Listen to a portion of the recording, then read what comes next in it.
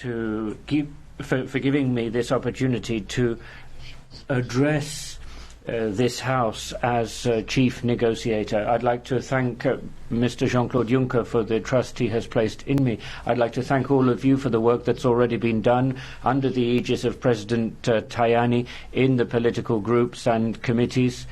I'd like to thank Guy Verhofstadt and his team. Your work has been constructive and effective, and I'm sure it will continue to be so.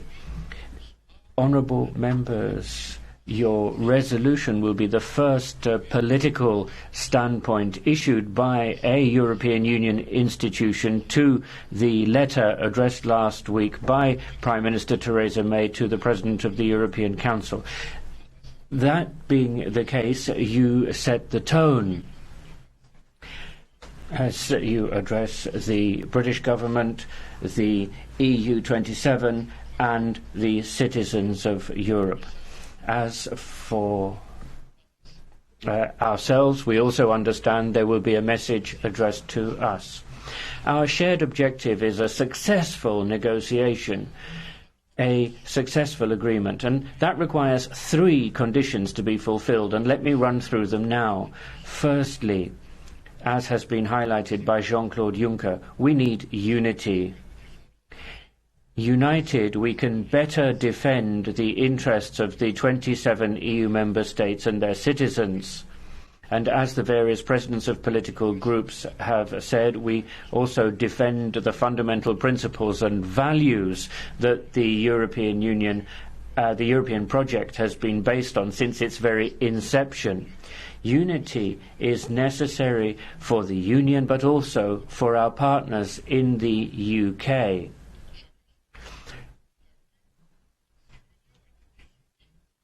A disunited union could actually lead to there being no agreement, and it's important for us all to understand that. Philippe Lambert said earlier, no deal would have very serious consequences, first and foremost for the United Kingdom, but also for the European Union. Hence, let me say again, the no-deal scenario is not the scenario we're looking for. We're looking for success. Success not against the United Kingdom, but with the United Kingdom. J'ai bien entendu Madame Helga. And I very much heard the words of Helga Stevens and her appeal earlier this morning.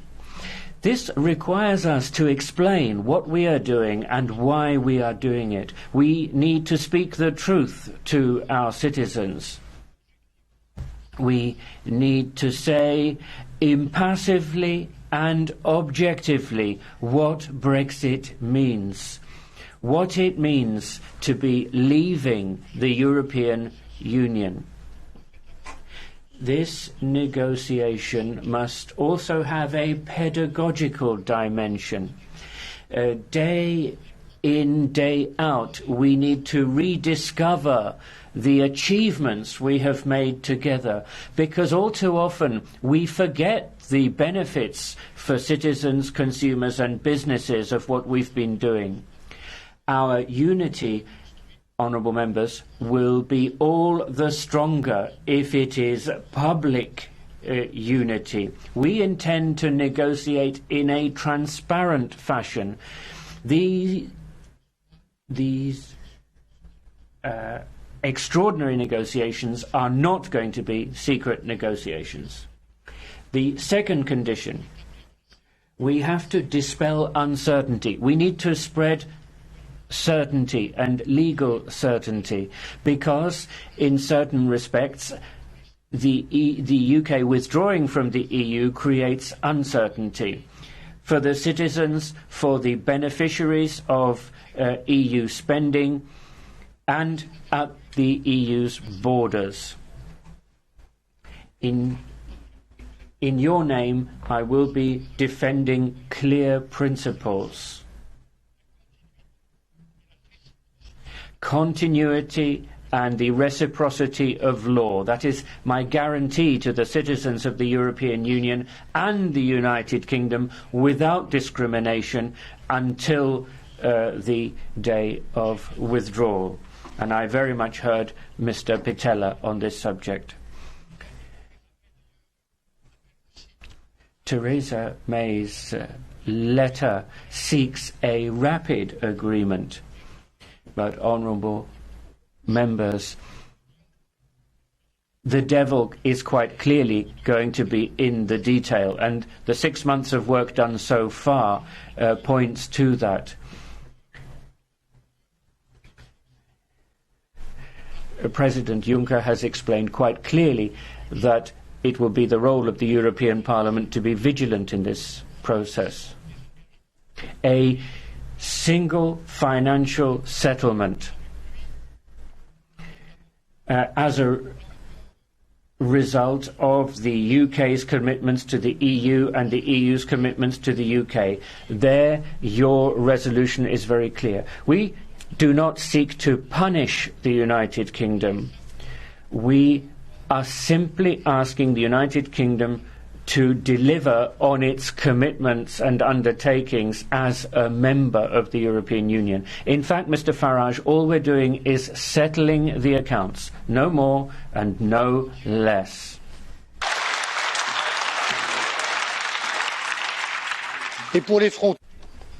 And now to the borders, not least Ireland, to which Gabriele Zimmer pointed.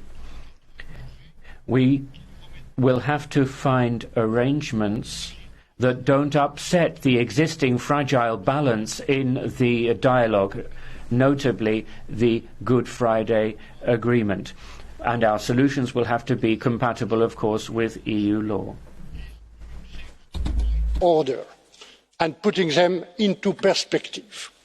The UK letter makes clear that the UK government will push for parallel negotiations on the withdrawal and the future relations. This is a very risky approach. To succeed, we need, on the contrary, to devote the first phase of negotiations exclusively to reaching an agreement on the principles of the exit. We are not proposing this to be tactical or create difficulties for the UK. On the contrary, it is an essential condition to maximise our chances to reach an agreement together within 2 years, which is very short. This is also our best chance to build trust, as Manfred Weber mentioned very clearly, to build trust before proceeding to the second phase of negotiations. This second phase will be devoted to scoping our future relation and to discussing necessary transitory arrangements. To put it differently, the sooner we agree on the principles of an orderly withdrawal, the sooner we can prepare our future relation. In trade, obviously, a free and fair trade agreement, a level playing field, but also in security and defence. It is on the basis of these three conditions, unity, lifting uncertainty and phasing of negotiations, that we can succeed. And your resolution will set the tone. My hope is that the European Parliament makes these three conditions its own. Pour finir, Mesdames et Messieurs les... To conclude, honourable members of the European Parliament, Mr. President, let me say a few words about the work we're going to do together up until the end. Mr. Juncker has described our essential role right up until the end. We start with your resolution, and in 2 years' time we will have your vote on the withdrawal. And you will have, honourable members, the last word. It is in the European Parliament that the democratic debate underpinning this negotiation will take place. And this is not going to be a negotiation like any other. This debate will take place here and in the member states, and this debate is essential to make Brexit a success and to put in place successful arrangements for the future, arrangements which will have to be ratified by this Parliament and the parliaments of the member states. All the way we'll be working together and it is therefore a pleasure to address you today. I'm glad to have had this opportunity to address you in the presence of President Juncker and the Maltese presidency. I look forward to continuing to work with President Tusk and the European Council on the eve of the extraordinary meeting of the 29th of April. I shall continue to work with you, your Conference of Presidents, your Conference of Committee Chairs, all of your political groups. I am here at your disposal, as is my team. Thank you very much indeed.